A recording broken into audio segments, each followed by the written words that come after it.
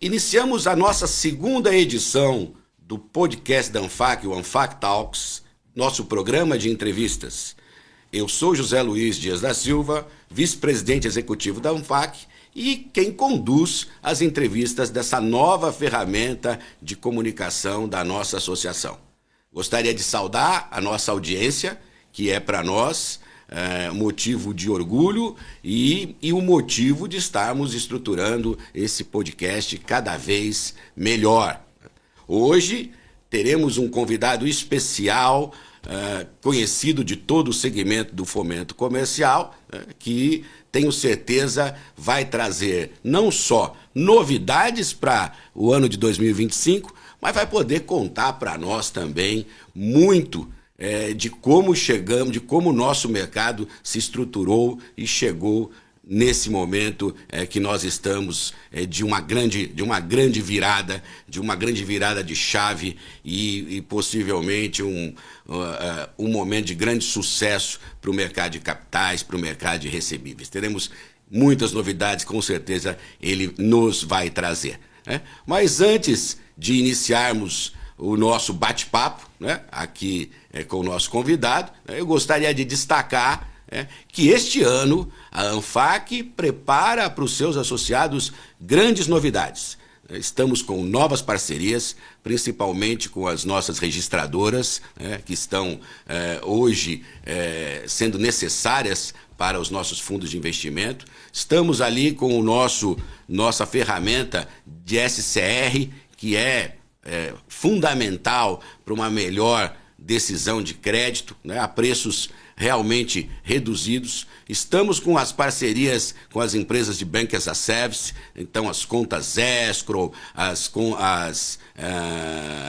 CCBs, as notas comerciais, tudo que você demandar na ANFAC com os nossos parceiros, certamente você vai obter preços inferiores do que você está pagando e inferiores do mercado. Além do que, estamos programando alguns eventos, possivelmente esse ano iremos fazer um grande evento sobre recuperação judicial, trazendo aí os mais importantes players deste mercado para falar sobre esse que não deixa de ser um grande gargalo aí na nossa atividade. Então, tenham todos aí boas expectativas para o ano de 2025 para a ANFAC. E antes de iniciarmos o nosso bate-papo, eu não poderia deixar de cumprimentar o nosso convidado e entregar a ele aí as nossas lembranças aqui, para que ele possa ter aí uma lembrança da vinda aqui no nosso podcast, principalmente o calendário ANFAC, que é um ícone aí das mesas aí dos nossos profissionais do segmento aí, todos aí esperam com ansiedade todos os anos a remessa aí do nosso calendário ANFAC, né? E agora, né, vou passar a palavra para ele, que é o nosso convidado de honra, Fernando Fontes, né? Fernando tem uma história que eu gostaria que ele falasse aqui, né, uma história no nosso segmento, né, foi fundador aí da corretora Petra, do Banco Petra, da CERC, né? Então eu queria conhecer a sua história no segmento, mas também queria, Fernando, que você nos dissesse assim, antes de entrar no segmento, qual que era a sua formação, como é que você apareceu aí no mercado de capitais. Fernando, seja muito bem-vindo aí para a nossa segunda edição do ANFAC Talks. Muito obrigado, doutor José Luiz. É um privilégio e eu me sinto sempre muito acolhido em todas as iniciativas da ANFAC. Eu frequento a ANFAC há mais de 20 anos e considero a ANFAC como uma escola profissional, uma escola para a minha vida, onde me formou como profissional que sou hoje, com o conhecimento que tenho sobre essa indústria, né, do mercado de crédito, do mercado de recebíveis e do mercado de capitais. E vou começar exatamente por essa retrospectiva. Eu sou carioca, comecei minha carreira em 1987, no Rio de Janeiro. Logo depois, quem é dessa época ou estudou nos livros de história, nós tivemos um problema que foi o crash da Bolsa de Valores do Rio de Janeiro, aquele escândalo envolvendo o investidor Naginar, no final dos anos 80, o mercado de capitais no Rio de Janeiro ficou muito enfraquecido, perdeu muita liquidez, e eu me mudei para São Paulo em 1989. Então, eu estou em São Paulo há 35 anos quase, e vim para São Paulo exatamente porque a liquidez do mercado estava se deslocando para cá. São Paulo estava se tornando, naquela época, o centro financeiro e o centro do mercado de capitais no Brasil. A Bolsa de São Paulo começava a se tornar a principal bolsa de valores do país, depois ela acabou consolidando todas as demais bolsas. No Brasil havia 9 bolsas de valores no final dos anos 80, e hoje nós temos uma única bolsa, e eu, à época, comecei minha carreira em corretora de valores, lidando com investimentos. Então não tinha nenhuma relação com o tema do crédito nesse começo da minha carreira. Vim para São Paulo. Chegando aqui, comecei a trabalhar em uma corretora no centro de São Paulo, na rua Líbero Badaró, e logo me veio a ideia de constituir a minha própria corretora. Isso foi ao longo dos anos 90. Nos anos 90 vivemos inúmeras crises, crise da Ásia, crise da Argentina, crise da Rússia, e nós vislumbrávamos que em um determinado momento essa situação global ia se acomodar, os juros no Brasil iam cair e os investidores brasileiros iam ter que procurar outros investimentos, além da poupança e da renda fixa, que à época eram as únicas alternativas que o investidor brasileiro considerava. Conheci, à época, o meu sócio, primeiro lá na Petra, o Ricardo Binelli. Juntos resolvemos montar a corretora Petra no final dos anos 90, cujo negócio era atender investidores que buscassem entrar na Bolsa de Valores, começar a sua jornada como investidores de ações no Brasil. Naquela época, poucas pessoas compravam ações no Brasil, e a gente acreditava que isso ia se popularizar em função da queda dos juros. Início dos anos 2000, em 2001, eleições, todos se recordam que tivemos o efeito contrário, os juros subiram muito, a Bolsa apresentou baixíssima liquidez naquela ocasião, e nós então paramos e pensamos o que a gente vai fazer, o que a gente vai oferecer para o investidor em alternativa ao mercado de ações, que não sejam essas alternativas usuais da poupança ou de, por exemplo, um título bancário. E foi então que tomamos conhecimento da existência de um assunto chamado securitização. Isso foi no início dos anos 2000, quando a securitização no Brasil estava engatinhando, ainda antes da regulamentação. As primeiras operações que aconteceram envolvendo a antiga Mesbla Trust de recebíveis, e a partir dali começou a surgir a regulamentação desse mercado no Brasil com a constituição dos primeiros FDICs após a resolução do Conselho Monetário Nacional no início dos anos 2000, que admitiu a criação de fundos para comprar direitos creditórios. Isso surgiu há cerca de 24 anos atrás, e nesse momento comecei a correr atrás de tudo que eu pudesse adquirir de conhecimento sobre esse tema. Era um tema que raramente figurava como conteúdo educacional em qualquer lugar, então tudo que aparecia eu rapidamente ia atrás para tentar adquirir conhecimento sobre esse assunto. Foi nessa época que eu conheci algumas figuras que se tornaram meus professores ao longo da minha trajetória, como Carlos Augusto Lopes da Uquibar, como Carlos Fagundes da Integral, inúmeras pessoas com quem eu fui adquirindo conhecimento sobre do que estamos falando quando falamos dessa tecnologia de securitização. Eu me lembro de uma passagem interessante que eu peguei a Gazeta Mercantil, que na época era o jornal mais lido, né, no mercado financeiro, e vi uma pequena nota sobre um curso de securitização que ia acontecer em Campinas num sábado. Eu então fui para Campinas sábado de manhã. Chegando lá, o professor era o Alexandre Assolini, fundador da Vortex, e era um curso para tabeliães, né, para registradores de imóveis saberem como averbar na matrícula do imóvel a emissão de um CRI, a emissão de um certificado de recebíveis imobiliários, né? E eu estava lá como a única pessoa que não era de nenhum cartório, tentando adquirir algum conhecimento sobre o que é isso, esse certificado de recebíveis, naquele começo dessa indústria. E aí, numa ocasião, num evento da ABRAP, Associação dos Fundos de Previdência, eu encontrei o Décio, à época na Austin, fundador da Liberum, e numa roda de conversa ali no evento, surgiu o tema da importância do segmento de fomento mercantil no Brasil e do que aconteceria quando esse segmento, de fato, começasse a participar do mercado de capitais de uma forma mais protagonista. Na época era uma conversa ainda utópica, porque os poucos FDICs que tinham sido construídos ali naquele começo tinham um único cedente, em geral um banco, que fazia crédito consignado ou financiamento de veículos. Então a indústria de securitização nasceu muito na ocasião com bancos como BMG, BGM, Banco Máxima, Banco Bom Sucesso, instituições que estavam com vocação para o crédito pessoal consignado, que também surgiu naquele começo de 2002, era o primeiro governo Lula, né, quando houve o surgimento do crédito consignado no Brasil. Dali surgiu a ideia, por que não levarmos essa tecnologia da securitização e dos fundos de investimento em direitos creditórios para o segmento de fomento. Voltando desse evento, me lembro de uma conversa que eu tive com o João Peixoto, fundador da Ouro Preto, que à época tocava o departamento jurídico lá da Petra, sobre essa possibilidade, e o João provocou por que não nos aproximamos da ANFAC, né, que é a associação que representa toda essa categoria, esse segmento. À época, a ANFAC ficava sediada ali na Alameda da Casa Branca, ao lado do Parque Trianon. Agendamos uma reunião lá, né, com a secretária do Dr. Luiz Lemos Leite. Fomos até a ANFAC lá em 2003, provavelmente, pela primeira vez, para provocar que tipo de parceria poderíamos fazer, que apoio poderíamos ter institucional da ANFAC para a ideia de introduzir o tema da securitização no mercado de fomento.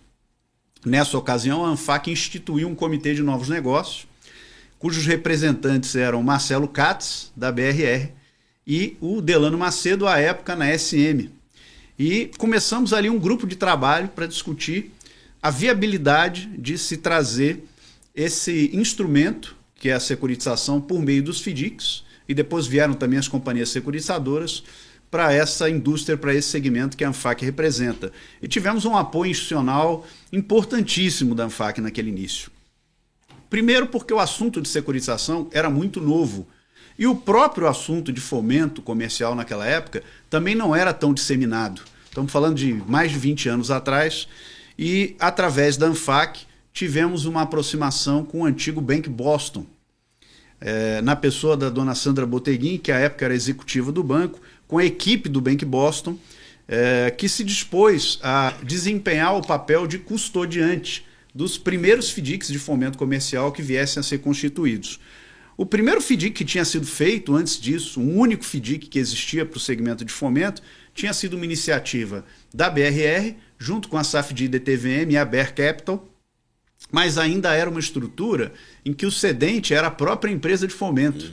Não havia capacidade operacional de se adquirir os direitos creditórios diretamente dos originadores dessas duplicatas e, portanto, se fazia as operações tendo a empresa de fomento como contraparte. O grande desejo, o sonho era levar isso para a ponta, para permitir que a empresa cliente, que o cedente pudesse diretamente se relacionar com a estrutura de securitização, fosse ela uma companhia securitizadora ou um FDIC. Iniciamos então com o Bank Boston esse projeto e surgiu logo um grande desafio, que são centenas de operações por dia, né? Às vezes milhares de operações. Como é que nós vamos formalizar essas operações? E me lembro que naquela época se usava o fax, né? Então você precisava discar para um fax, transmitir uma fotocópia de um termo de cessão assinado pelos representantes legais do cedente, e aquele fax precisava ser lido por alguém, analisado, conferidas assinaturas, firmas e poderes, para se fazer a liberação de um pagamento de uma cessão. No volume de transações que aconteciam no segmento de fomento, era impossível imaginar quantos aparelhos de fax, quantas bobinas de fax isso ia demandar, e foi quando o Bank Boston nos apresentou o Marcos Nader, fundador da Comprova, que tinha construído uma solução de assinaturas eletrônicas para resolver o problema dos contratos de câmbio. Então nós introduzimos naquela ocasião também o conceito de assinaturas eletrônicas, que viabilizou o processo de securitização em escala que temos hoje.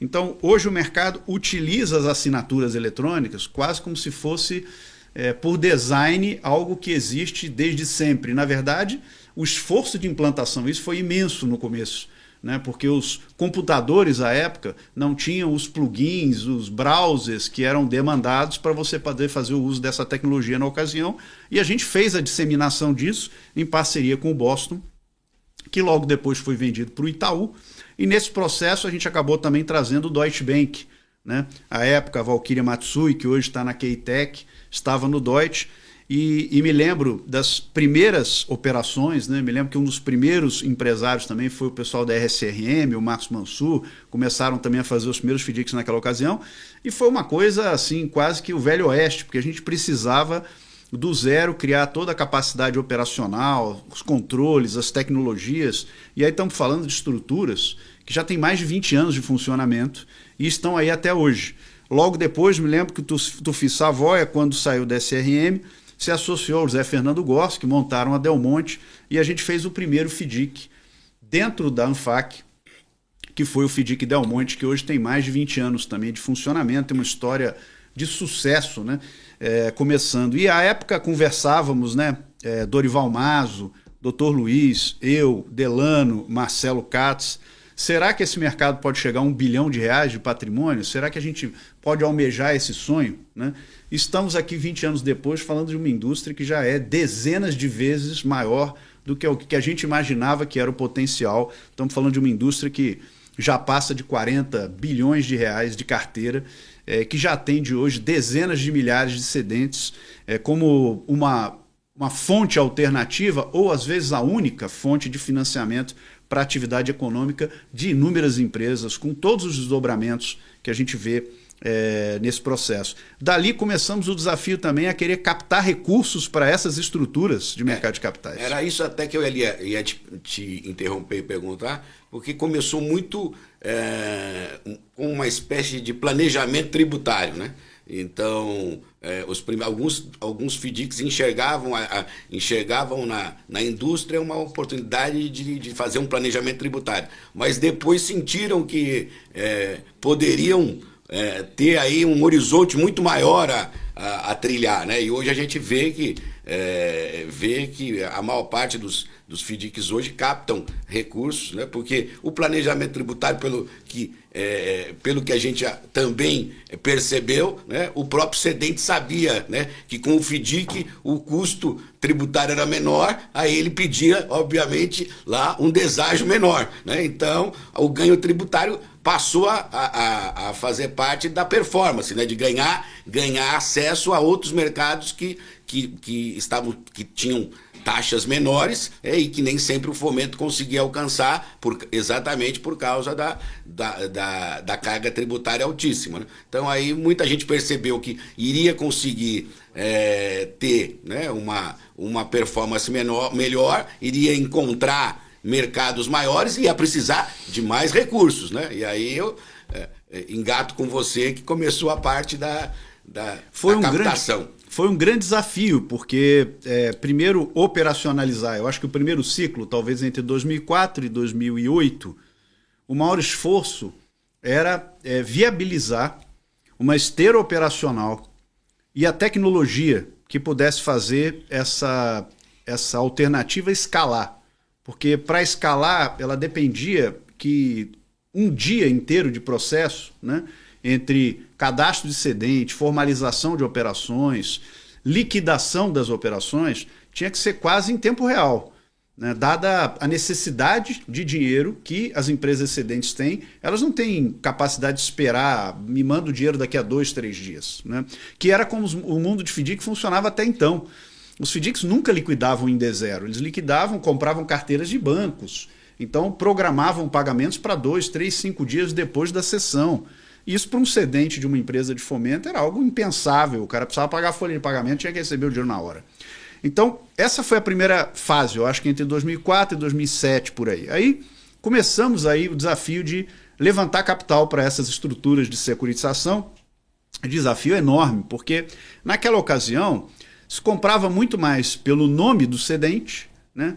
Quem que é o cedente dessa carteira que está sendo securitizada? É a companhia A. Então eu tenho apetite para investir, mas não é isso. A filosofia da securitização não é você comprar crédito corporativo, é você comprar uma carteira pulverizada de créditos, né? E, portanto, correr um risco atuarial de uma probabilidade de default de alguns daqueles devedores com todas as estruturas de proteção que uma operação de securitização tem, subordinação, spread excedente, fundo de reserva e tudo mais. Mas o mercado ainda não tinha essa cultura, ainda comprava muita coisa com base na placa de quem estava envolvido na transação. E os FDICs de fomento comercial não tinham placa. Então, nós criamos, no final de 2007, início de 2008, uma primeira operação que foi a mercado. Foi um fundo de fundos, um FIC de FDIC, que investia em FDICs de fomento. E conseguimos levantar recursos, eu me lembro, naquele período da crise subprime, já tinha quebrado o Bear Stearns, foi antes da quebra do Lehman Brothers, quando a gente fez o closing e captamos dinheiro de grandes investidores institucionais, bancos estrangeiros, grandes fundos de pensão, que pela primeira vez compraram cotas indiretamente de fundos que investiam em duplicatas e que eram geridos, né, direto ou indiretamente, por empresas de fomento associadas da ANFAC. E essa operação foi um sucesso, porque apesar da crise econômica, os FDICs devolveram capital para os investidores dentro do prazo de duração definido e com a taxa de remuneração combinada, e a partir dali nós viemos vencendo a resistência que havia do mercado investidor institucional brasileiro, assets, bancos, fundos de pensão e agora, por último, com a resolução CVM 175, até as pessoas físicas que estão tendo acesso a essas estruturas de securitização com a participação de empresas associadas à ANFAC. Então, eu acho que é esse mesmo o histórico. A coisa começou muito mais olhando, mas a estrutura de FDIC, como é que é a incidência de impostos sobre a operação? Uma empresa de fomento comercial, como é que é a incidência de impostos? Só que, na verdade, como você comentou, os benefícios e a eficiência que essa estrutura tem acabaram sendo capturados pelas empresas não financeiras cedentes dos créditos por meio de taxas mais acessíveis, crédito mais abundante e mais barato. E para que esse crédito fosse ainda mais abundante e mais barato, o passo seguinte foi a alavancagem. A alavancagem que hoje se tornou realidade no mercado de FDICs, né, de fomento. Diria que hoje o empresário de fomento, basicamente, ele tem acesso a todos os investidores institucionais, além de você ter grandes gestoras hoje que alocam dinheiro em fundos de fomento e algumas até especializadas, né, como é o caso da Solis, da Ouro Preto. Você tem hoje gestoras cujo principal mandato é escolher bons empreendedores no fomento comercial, que tenham estruturas de FDIC, na qual eles atuem como gestores ou consultores de crédito e alocar o dinheiro de investidores institucionais nesses portfólios. Então, o produto, de fato, se tornou um enorme sucesso, né, e acho que começou ali num período desafiador, que foi 2008, e se provou como uma estrutura muito resiliente, né? Então, a partir dali, nessa fase, a gente começou a perceber que para que o mercado de securitização pudesse dar um grande salto, de fato ocupar a posição que ele deveria ter na alocação dos recursos dos investidores brasileiros, né? Porque se você olhar historicamente, o brasileiro comprava muita renda fixa conservadora, né? Títulos públicos, títulos bancários, títulos debêntures de grandes empresas, e comprava ação ou fundo imobiliário. Mas a parte de crédito privado, olhando um pouco mais securitização, tinha uma participação muito tímida. Eu me lembro que em 2016, quando eu estava começando a SERC, né, junto com o Marcelo Maziero, o volume de operações de securitização no Brasil não passava de 100 bilhões de reais, somando tudo, FDICs, CRIs, CRAS, não passava de 100 bilhões. Enquanto a indústria de fundos já era maior do que 4 tri. Nós vimos ali que um principal desafio, depois desse período aí de captação, foram os acidentes que a indústria de securitização teve ao longo dos anos, envolvendo, às vezes, estruturas monocedentes, né? Nós tivemos problemas em operações envolvendo bancos, como foi o caso do Cruzeiro do Sul, como foi o caso do BVA, e também envolvendo empresas de securitização com duplicatas, como foi o caso da Union National e, por último, Silverado, né? Um caso que foi recentemente julgado pelo colegiado da CVM, e foi exatamente nesse momento, né, nesse período aí, entre 2008 e 2015, eu me lembro que eu tive muitas conversas com pessoas, tanto no Brasil quanto fora do Brasil, que provocavam o seguinte: o que falta para esse mercado poder atingir o patamar dos trilhões de reais, né? Por que isso acontece para outros instrumentos financeiros mais sofisticados, como as ações, né, que podem ter um risco até maior de perda, de default, do que no caso de uma operação de crédito ou uma operação de securitização? E a conclusão que eu cheguei na época foi de que faltava para o mercado de crédito uma infraestrutura que pudesse desempenhar um papel análogo àquilo que acontece no mercado de ações. Eu comecei no mercado de ações nos anos 80. Na época, não tinha clearings, não tinha a estrutura que a gente tem hoje para facilitar o processo de entrega, de pagamento e a segurança operacional e legal que existe nos negócios numa bolsa de valores no Brasil ou no mundo. Nós falávamos na época de corretoras que faziam pagamentos usando cheques, recebiam títulos físicos e a troca era feita presencialmente, usava motoboy, office boy para entregar títulos e receber cheques. Cheque podia ser sem fundo, o título podia ser falso, tinha extravio de documentos, tinha uma série de problemas operacionais e aquilo não escalava. Nos anos 90, se introduziram as clearings, se introduziram as estruturas de depósito centralizado de valores mobiliários e de liquidação financeira integrada com todo o processo de compra, venda e liquidação dessas obrigações. Foi inspirado nessa ideia do que aconteceu no mercado de capitais que veio a ideia de se construir essa infraestrutura usando o ambiente de registro que já existia no Brasil desde os anos 90, né? A CETIP, por exemplo, que foi criada pela Andima, antecessora da Ambima, surgiu nos anos 90 para o Banco Central conseguir fazer supervisão de mercado depois das tais crises, né, que levaram inclusive aos problemas que resultaram no PROER, né, a quebra de bancos como o Econômico, Nacional, Bamerinos, que fizeram que o Banco Central instituísse o PROER e a CETIP funcionava como um grande ambiente de supervisão das operações realizadas pelos bancos naquela ocasião, inspirado nesse modelo do registro centralizado que já existia para títulos bancários, derivativos de balcão, surgiu a ideia de levar a mesma tecnologia e a mesma regulação para o mundo do crédito. Foi nessa ocasião, né, que por intermédio de um amigo comum, do Bruno Schmidt, eu conheci o Marcelo Maziero, que é cofundador da CERC junto comigo, e o Marcelo teve uma experiência muito diferente da minha. Ele foi executivo do Itaú por muitos anos, Itaú BBA, tocava a mesa de derivativos, foi membro do conselho da CETIP, à época, como representante do Itaú, que era acionista, na época da venda da CETIP para o Advent. Depois, o Marcelo se tornou vice-presidente executivo da BMF Bovespa, cuidando de produtos e clientes. Ele tinha saído há pouco tempo da BMF Bovespa, nós fomos apresentados, e a provocação que eu fiz para o Marcelo foi: eu milito no mercado de securitização há muitos anos, falta, no meu ponto de vista, alguma infraestrutura que possa garantir que o mercado cresça com segurança, e você tem uma experiência incrível em infraestrutura, você foi do conselho da CETIP, foi vice-presidente da BMF Bovespa, que tal a gente empreender juntos e botar de pé essa iniciativa? Então, a ideia de montar o registro, ela veio como consequência de uma trajetória de longo prazo que envolveu a introdução dos FDICs no fomento de forma industrial. Podia-se fazer FDICs de fomento? Podia, mas era um processo artesanal, quase que uma saga quase que incerta. Nós industrializamos esse processo, envolvendo a assinatura eletrônica de documentos. E depois, você falou dos Bank as a Service, nós introduzimos o conceito de industrialização para Bank as a Service também. Foi por isso que construímos o Banco Petra. O projeto começou em 2006, a autorização do Banco Central em 2009. Me lembro de uma reunião com o Valdir Nobre, que era superintendente da CVM naquela ocasião, em que ele falou: olha, a atuação de custodiante e liquidante, ela hoje é atribuída, à época era atribuída para conglomerados, né? E nós éramos só uma corretora, não tínhamos um banco no conglomerado. Foi daí que veio a ideia de montar um banco para prestar serviço.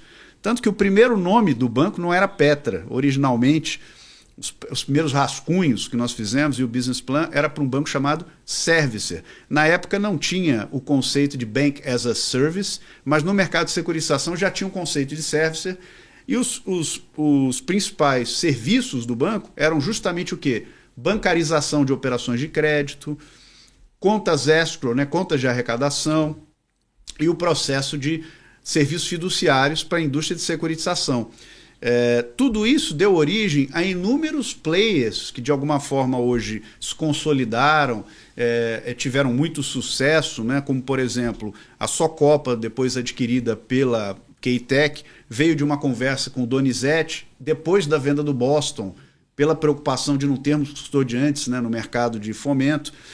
O surgimento de outras estruturas, né, que depois emanaram disso, como eu mencionei, a Solis, a Ouro Preto, a Emera, fundada pelo Edilberto, que à época estava lá no grupo, tocando toda a parte de administração, com o Alcimar, que tocava toda a operação também como fundador. Então, várias dessas estruturas que hoje existem na gestão, na administração, nos serviços de tecnologia, de Bank as a Service, o Pedro Macdo, fundador da QI, que à época era gestor da Quatar, né? Investidores que investiram nessa categoria de fundos, como Jean-Pierre Gil, que à época estava na Standard & Poor's, que fez os primeiros ratings da S&P para essa classe de ativos, junto com o Leandro Albuquerque, que hoje é diretor e à época estava lá na estrutura, Herbert Soares.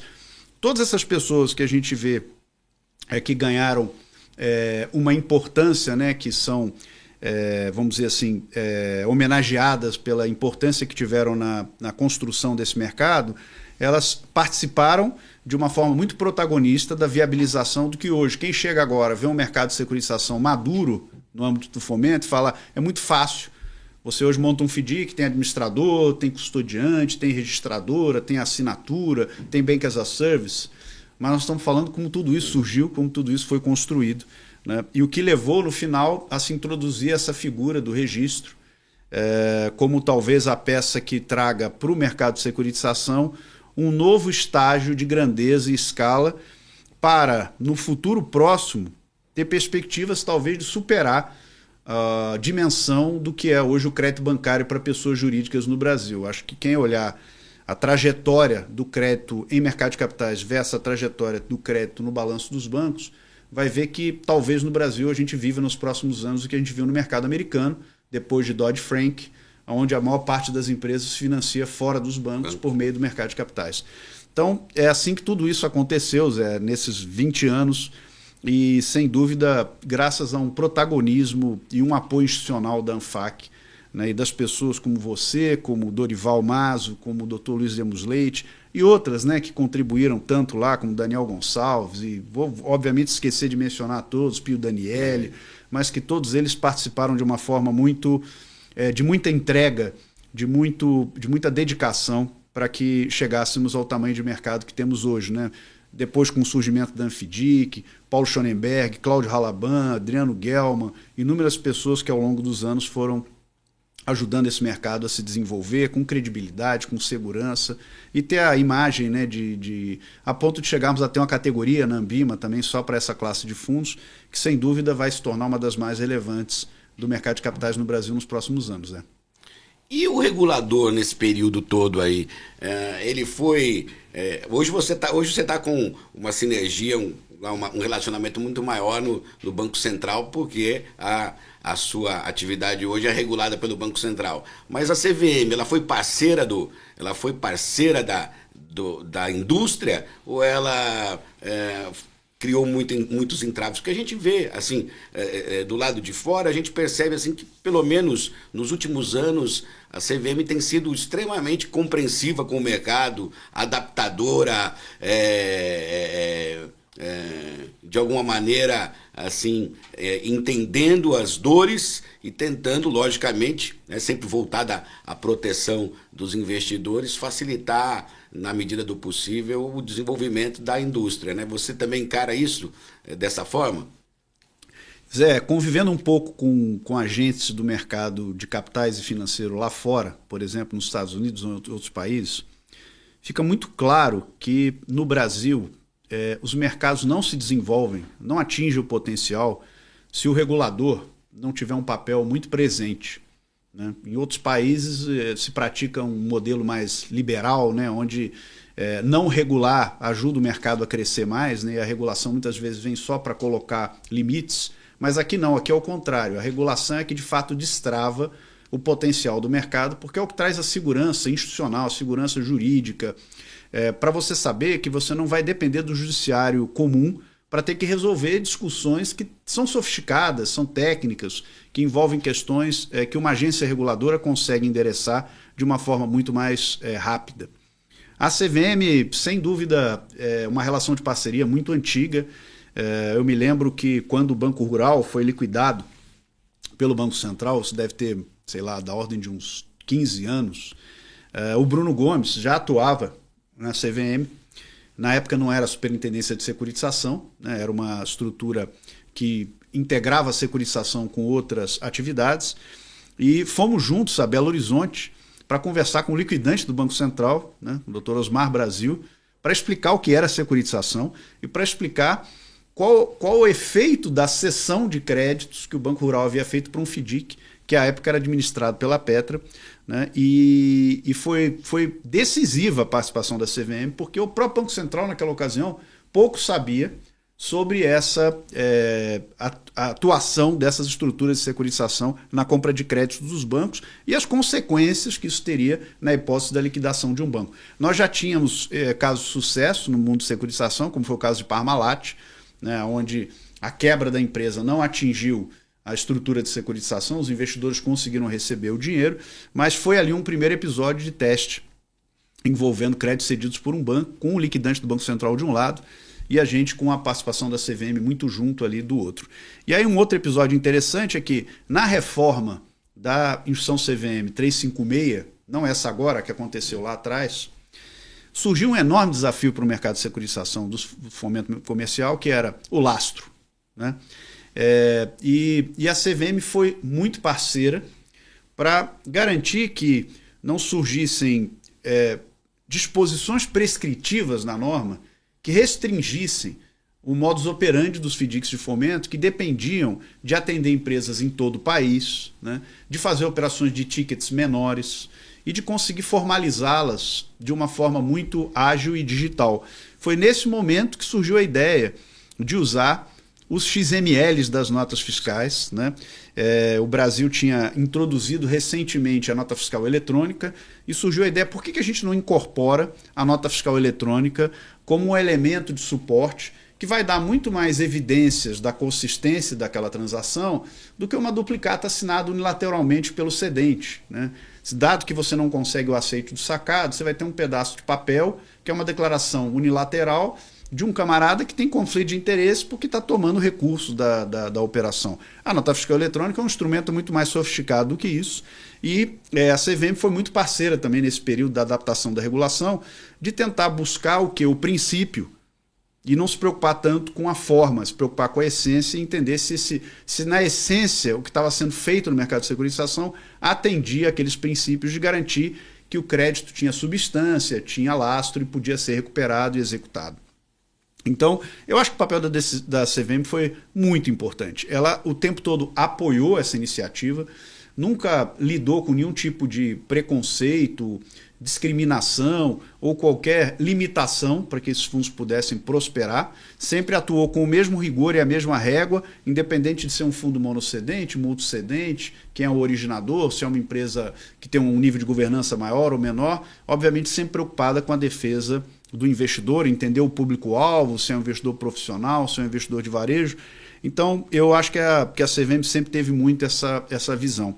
E acho que se reforçou no âmbito da Resolução 175, porque o mercado se configurou numa dinâmica em que o gestor passou a ter um papel muito protagonista, né? Apesar da regulação antiga 356, a palavra gestor praticamente não existe na norma, e não há sequer uma prescrição do que seria essa função no âmbito das operações de securitização. A modernização que foi feita pela CVM, ela me pareceu muito acertada, porque ela levou, de fato, um papel muito mais protagonista para o gestor. Hoje o gestor, de fato, ele é talvez o elemento central, né, de uma estrutura, e acho que isso também se reforça com o surgimento de gestoras cada vez mais qualificadas, e trouxe também o Instituto do Registro como uma peça-chave da operação.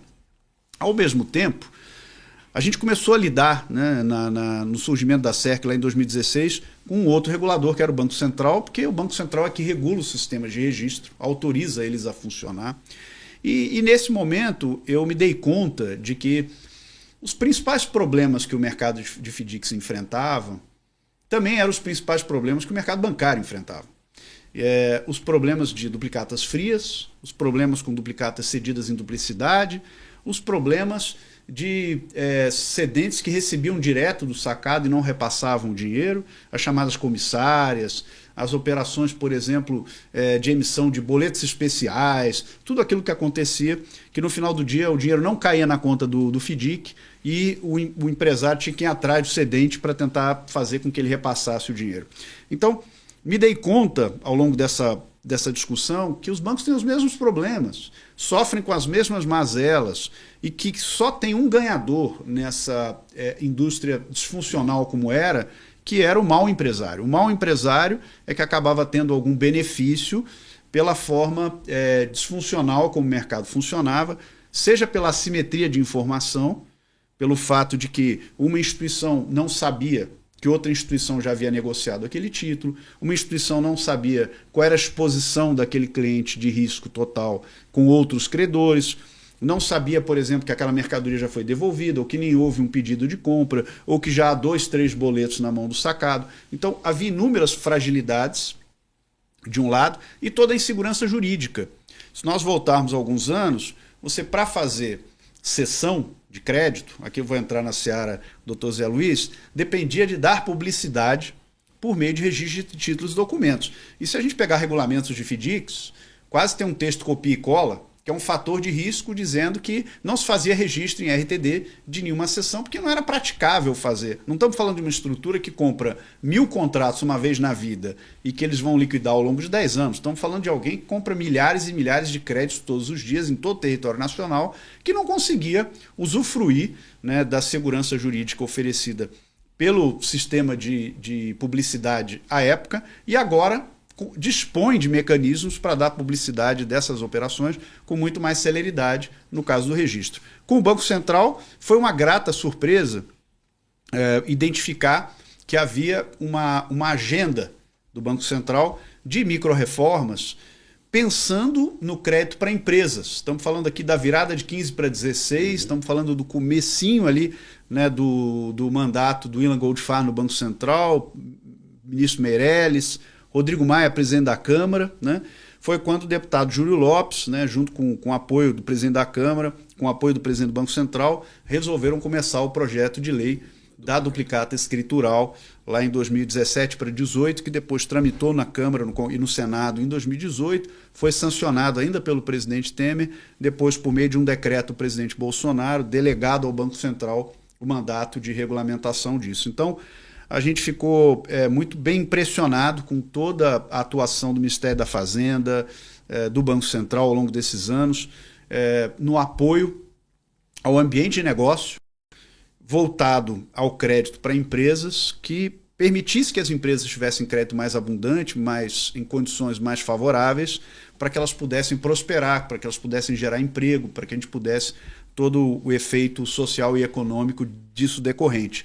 Então, o relacionamento com o Banco Central também se mostrou de um Banco Central muito inovador, né? Vamos lembrar que depois das crises econômicas dos anos 90, né? Porque o papel do Banco Central são três pilares, né? Solidez do sistema financeiro, poder de compra da moeda, né? E o pilar da eficiência do sistema financeiro. Nós vivemos um período onde o único assunto era o poder de compra da moeda, aquele período de hiperinflação, etc. Não dava para cobrar do Banco Central mais nada. Depois vivemos um período onde solidez do sistema financeiro era o tema mais crítico, quebra de bancos, etc. Superados esses dois pontos, né, quer dizer, tendo de fato essas duas questões endereçadas, o Banco Central virou muito a atenção dele nesse período para o tema da eficiência. E aí você começou a ter o surgimento de fintechs, você começou a ter o surgimento de instituições de pagamento, né, que viabilizaram uma série dessas funcionalidades e serviços que a gente discutiu aqui. Trouxe a população para o sistema bancário, né? Então, teve uma inclusão financeira incrível, né? O PIX e, obviamente, todo aquele processo também da pandemia, da bancarização da população que aconteceu, né? A introdução do Open Finance, que colocou o Brasil também na liderança desse tema globalmente. E, junto com tudo isso, o tema do registro que entrou ali, né? Não tão diretamente para a pessoa física, né? Como consumidor, serviço financeiro, mas olhando o mundo de pessoa jurídica e pensando no crédito com garantia para poder superar talvez a fronteira final, que é micro, pequena e média empresa conseguir ter acesso a crédito mais abundante, mais barato, usando garantias. E não só dependendo, obviamente, da capacidade de pagamento dos sócios, do endividamento que o sócio da empresa consegue ter na pessoa física, que limita demais todo o potencial que uma empresa tem, né, de desenvolver a sua atividade. Então, o Banco Central teve um papel, sem dúvida, decisivo, desde lá de trás, num trabalho a 4 mãos com a Câmara dos Deputados, e depois na implementação que está acontecendo agora Nesse momento aqui estamos no meio do filme, né, no meio da série, da implantação da duplicata eletrônica, depois de aprovada a convenção pela diretoria do Banco Central em 28 de novembro passado. Que vai ser objeto de um novo podcast para nós, né? Sabemos aí que a Agenda ABC traz muitas novidades, né? O Drex, o Pix parcelado e toda uma série aí de novidades que nos esperam aí para o ano, que eu espero poder contar com você para próximos episódios, né? Quando a coisa já tiver um pouco, principalmente a duplicata escritural, já tiver um pouco mais madura, né? Agora com a aprovação da convenção e a implementação, acho que a questão do registro também está trazendo aí um pouco mais de interesse do mercado em buscar, né, segurança, né? E a duplicata escritural vai fazer isso, né?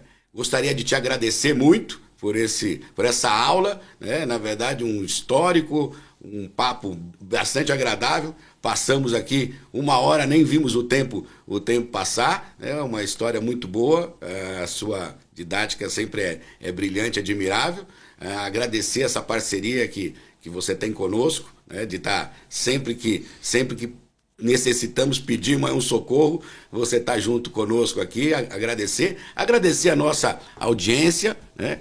E também incitar os nossos parceiros e nossos players de mercado a virem a ser patrocinadores do nosso ANFAC Talks, né? É importante você colocar sua marca aqui no nosso podcast, se fazer presente, e fazer parte da divulgação aí da sua marca e das atividades do fomento. Então, agradecer a audiência, agradecer o Fernando e aguardem aí a próxima edição do nosso ANFAC Talks.